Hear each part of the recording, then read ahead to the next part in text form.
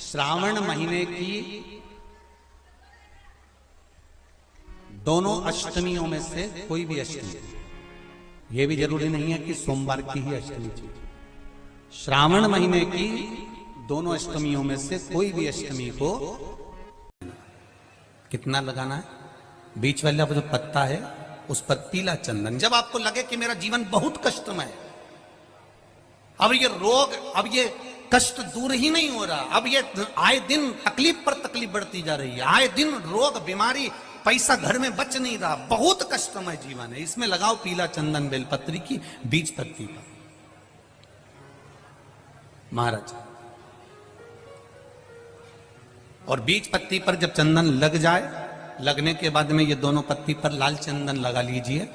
इन दोनों पत्ती के बीच में जो डंडी का भाग होता है, पत्ती से लेकर जो दो पत्तियां होती हैं, इनके बीच में जो जगह बचती है, इसमें मां पार्वती के 64 योगनियां, मां पार्वती अपनी पूर्ण सिद्धि के साथ में जितनी भी देवी के स्वरूप हैं, वो माता 64 योगनियां देवी के स्वरूप में यहां पर विराजमान होती हैं। दो पत्ती के नीचे से जो डंडी होती है नीचे तक, ये पूरी डंडी में 33 कोटि देवी देवताओं विराजमान होते हैं इस पूरी डंडी के अंदर।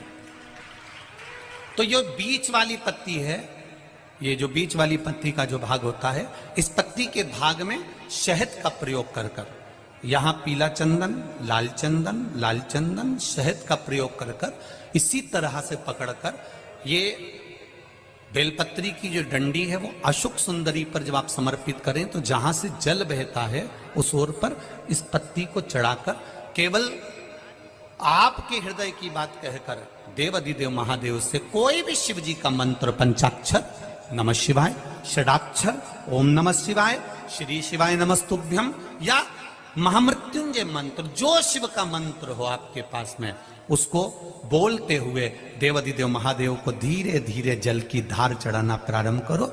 जल की धार जब पूर्ण होने लगे, उसमें थोड़ा जल बचे, तब अशोक सुंदरी पर जो तुमने बेलपत्र चढ़ाई है, वहां उस जलधार को चढ़ा।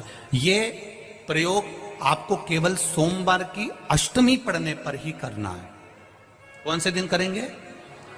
जम के बोलिए जरा। सोमवार की अष्टमी पढ़ने। और धतूरे का फूल,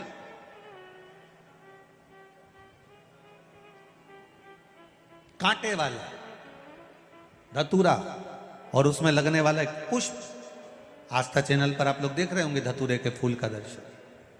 धतूरा और धतूरे का पुष्प, छोटा सा पौधा है, ज्यादा बड़ा नहीं है, कांटा लग रहा है, धतूरा लग रहा है, और उसमें भी साधारण धतूरा नहीं, जिस धतूरे के नीचे की डंडी लाल कलर की होती है, अगर वो सोमवार की अष्टमी को देवाधिदेव महादेव को समर्पित करी जाती है, तो उसके घर में कभी संपदा की कमी नहीं होती है। वो धतूरा है, साधारण नहीं है।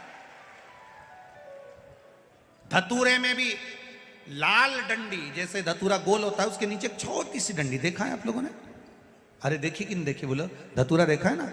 धतूरे के अंदर एक नीचे छोटी सी डंडी होती है, जब तोड़ोगे तो वो डंडी का कलर अगर लाल है, वो डंडी का कलर अगर लाल है, और कभी हम तो कहेंगे जैसे बड़ी बीमारी जिसको हो जाती है, लीवर, किडनी, कैंसर आदि आदि बड़ी बीमारियों से जो जूझ रहा होता है, प्रयास करो, प्रयास महामृत्युंजय का जाप कर कर, महामृत्युंजय का स्मरण कर कर, एक लाल डंडी का धतूरा प्रयास करना। एक धतूरा मिल जाए या 5 धतूरे मिल जाए, किसी भी एकांतेश्वर महादेव पर, जो शिव मंदिर एकांत में हो, जहाँ कोई जाता आता नहीं हो। वैसे तो अब बहुत मुश्किल है कि ऐसा मंदिर मिल जाए जहाँ कोई जाता आता नहीं हो, पहले की बात दूसरी है, अब बात दूसरी है।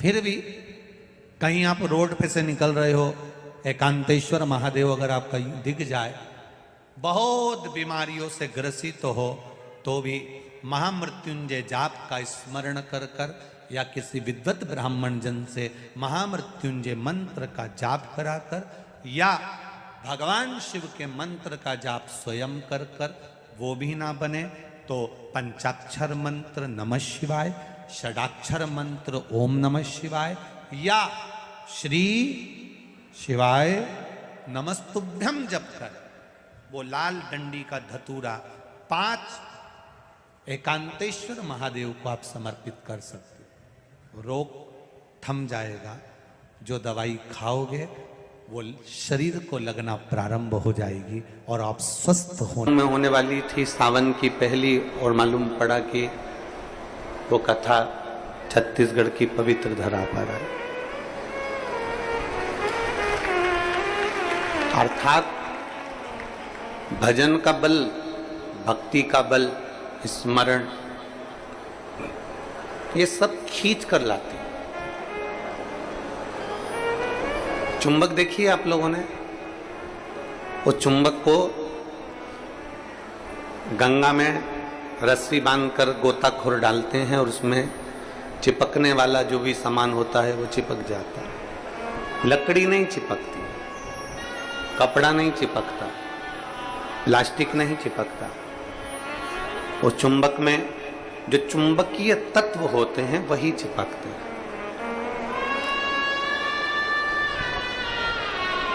हम तो ये मानते हैं कि सावन के महीने में भी भोलेनाथ एक, जैसे लोग गंगा जी में चुंबक फेंकते हैं और उसमें जो चिपक गया वो चिपक गया, उसी तरह भोलेनाथ भी सावन के महीने में शिव महापुराण रूपी चुंबक को डालकर हिलाते रहते हैं। किसके भाग्य में है और कितने लोग चिपक सकते हैं ये उसी को मालूम है।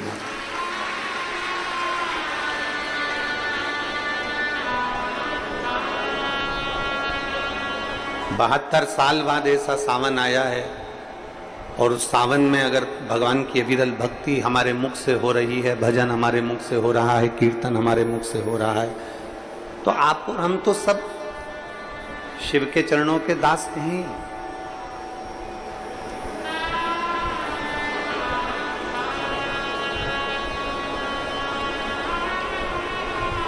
कहते हैं, शिव महापुराण की कथा कहती है, नौकरी ऐसी होना चाहिए, सर्विस ऐसी होना चाहिए जहां जाने का मन करे। ऑफिस में तुम बैठते हो और दिन भर क्लेश मचे, फाइल तुम पढ़ते हो और फाइल उठाते से तुम्हारे को मानसिक टेंशन आ जाए, जरा जरा सी बात में चिंता खड़ी हो जाए, तो वो ऑफिस जाने का मन नहीं करता, नौकरी पर जाने का मन नहीं करता। नौकरी ऐसी हो जहां जाने का मन करे, और घर ऐसा हो जहां वापिस आने का मन करे। तो समझ, घर में अगर क्लेश हो रहा है, बहुत अशांति हो रही है, बहुत लड़ाई हो रही है, बहुत विवाद हो रहा है, कहीं सास का मुंह फूला रहे, कहीं बहू का मुंह फूला रहे, कहीं बेटे का, कहीं बेटी का, कहीं माँ का, कहीं पिता का, कहीं भाई, कहीं बंधु, इनके मुंह फूले रहे तो घर में आने का मन नहीं करता। पत्नी का दिन भर मुंह फूला रहेगा तो पति का घर आने का मन नहीं करेगा। माँ बाप का अगर मुंह फूला रहेगा तो बच्चों का घर आने का मन नहीं करेगा। नौकरी ऐसी हो जहां जाने का मन करे, मन करे आपका कि मुझे बड़े उत्साह से जाने हैं। एक प्रश्न आपसे पूछते हैं, उम्मीद है कि आप लोग उत्तर अच्छा देंगे। हमने भी पढ़ाई करी, आपने भी पढ़ाई करी,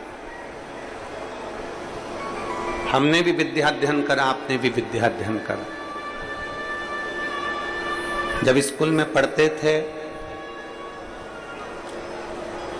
मैथ का सब्जेक्ट आता या साइंस का आता, इंग्लिश का आता, कोई सब्जेक्ट जब सामने आता तो कोई टीचर इतना अच्छा होता था कि उसके सब्जेक्ट में भले मन ना लगे पर उसके सब्जेक्ट में बैठने का मन जरूर करता था। बोलो सही है कि गलत? बोलो सही है कि गलत? और कोई कोई टीचर ऐसा होता था कि उसके सब्जेक्ट में जाने का मन नहीं करता था।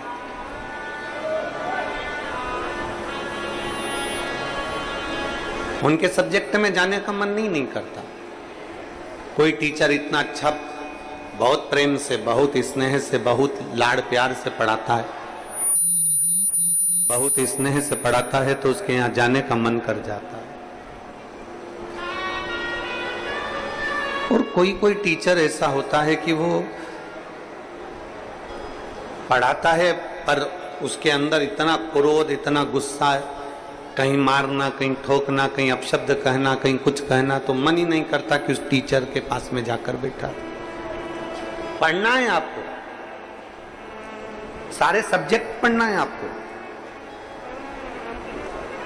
और प्रत्येक सब्जेक्ट को आपको तैयार करना है, प्रत्येक सब्जेक्ट आपको पढ़ना है, पर आप उस टीचर के सब्जेक्ट में नहीं जाओगे। प्रत्येक सब्जेक्ट आपको पढ़ना है, प्रत्येक सब्जेक्ट आपको धारण करना है, पर आप उसके सब्जेक्ट में नहीं पहुंचोगे। बस जैसे स्कूल में कोई टीचर अच्छा है तो उसके सब्जेक्ट को पढ़ने के लिए आप जरूर जाते हो, उसी तरह नौकरी ऐसी हो जहां जाने का मन करे आपका।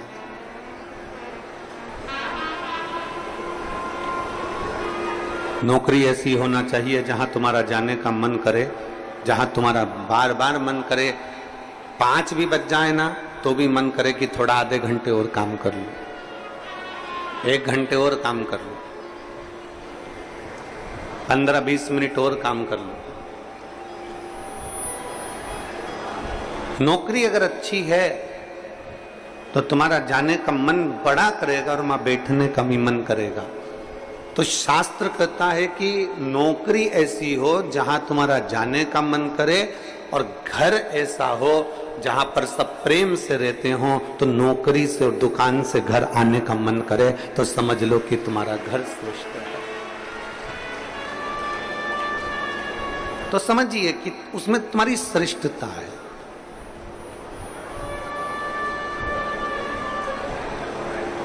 जरा जरा सी बात में अगर क्लेश हो रहा है, जरा जरा सी बात में अपशब्द बोले जा रहे हैं, तो वो श्रेष्ठता नहीं बनती।